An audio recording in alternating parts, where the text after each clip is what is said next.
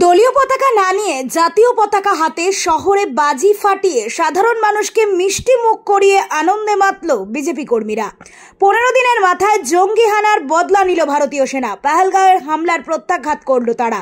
6 মে মধ্যরাতে পাকিস্তান ও পাকিস্তান অধিকৃত কাশ্মীরের 9টি জঙ্গি ঘাঁটি গুড়িয়ে দিয়েছে ভারতীয় সেনা। প্রত্যাঘাতে প্রায় শতাধিক জঙ্গিকে নিকেশ করেছে ভারত। পহেলগাঁও হামলার বদলা নিয়ে গোটা ভারতবাসী ফুঁসছিল বদলার আগুনে। অবশেষে সেই সন্ধিক্ষণ। ভারতীয় সেনার হামলায় শতাধিক জঙ্গির মৃত্যু হয়েছে। ভারতীয় সেনার এই সফলতায় দেশ জুড়ে আনন্দ উল্লাসে মেতেছেন ভারতবাসী। বুধবার সকালে বালুরঘাট থানা মোড়ে আতশবাজি ফাটিয়ে আনন্দ উল্লাসে মেতে উঠলেন শহরবাসী থেকে বিজেপি নেতৃত্বরা। আপনি জানেন যে 22 এপ্রিল পাকিস্তানি জঙ্গিদের হানায় আমাদের 26 জন প্রাণ হারিয়েছে এবং সেটা এক কথায় হিন্দু বেছে বেছে মারা হয়েছে।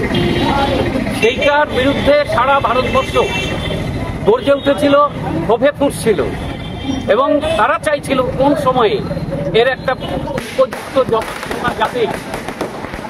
গতকালকে রাত্রি 1টার পরে ভারতীয় সেনা ভারত সরকারের নির্দেশে এবং ভারতীয় সেনাদের উদ্যমে পাকিস্তানের 9টি জঙ্গি ঘাঁটি একসঙ্গে মিসাইল থেকে ধ্বংস করে দেওয়া হয়েছে এবং অসমর্থিত বলি আর যাই বলি প্রায় 1200-র উপরে জঙ্গি এই ঘটনাতে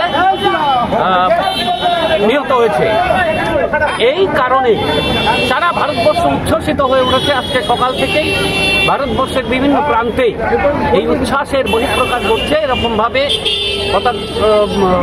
জাতীয় পতাকা হাতে ফটকা ফাটানোর মাধ্যমে এবং ভারতীয় সেনাবাহিনীর জয়গান করার মাধ্যমে এই অপারেশন সিঁদুর সফল হয়েছে। Bureau report, the voice now.